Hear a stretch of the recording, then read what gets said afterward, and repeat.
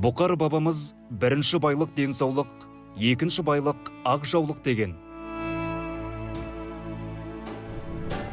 Жаулық қашаннан қазақ әйелінің қорғанның символы болды.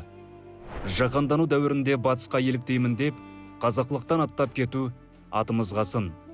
Дегенмен кейбір теріс ағымдардың ығына еріп, бетті түгел бүркемелеп киіну де шектен шығу екенін ұмытпаған абзал. Ұлытау облысының бас имамы Бейбіт Бақытжанұлының айтуынша, бетті жабатын ниқап секілді дүниені парыз деңгейінде міндеттеу қатерлі құбылыс. Алла тағала Нұр сүресінің 31 аятында: «Мүмін әйелдерге айт, харамға көз салмасын, еріксіз көрінетін жерлерінен басқа әбүйірлерін ашпасын, әрі зинадан сақтасын» деп бұйырған. Ислам танушы ниқап киюді уәжіп санайтын кей азаматтарға Ханафи мазхабы бойынша мынадай дәйектер келтіреді. Біріншіден, жоғарыдағы аятқа назар аударсақ, әйелдер ер адамдар секілді көздерін төмен салуға бұйырылған.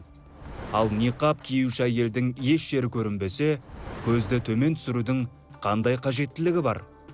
Екіншіден, пайғамбарымыздың оған Алланың салауаты мен сәлемі болсын, егер сендерден біреулерің бір әйелді көрсе, сұлулықтары ғажаптандырса деп келген хадисі, әйелдердің беттері ашық болғандығына дәлел болады.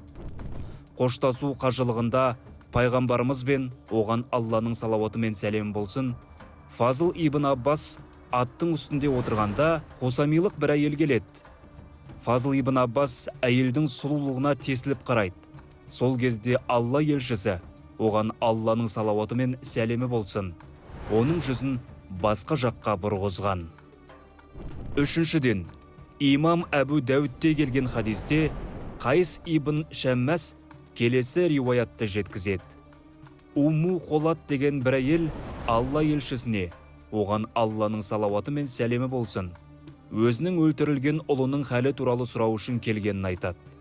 Сонда сахабалардың кейбірі, балаң жайындағы мәселенің шешімін білу үшін бетіңді жапқан күйде келдің бе дейді. Сонда әлгі әйел, ұлым жағынан қайғы жетсе де, ұятым жағынан қайғы жеткен жоқ деп жауап берген. Усул әл-фиқ ережесіне салсақ, үкім әйел адамның жауабына қарай емес, сахабалардың сөзіне қарай беріледі. Мәзхаб ғалымдарының айтары, сахабалар таң қалғандағы себепті сұрап отыр. Егер ниқап уәжіп амал болғанда, бұл сұрақ болмас еді. Ислам танушы осындай себептерге байланысты дінімізде бетті бүркеу секілді парыз жоқ екенін алға тартады. Дегенмен осындай негізсіз амалдарды себеп қылып, діннің рухына үңілместен кесіп пішіп үкім шығару да дінге жасалған қиянат екенін айтады.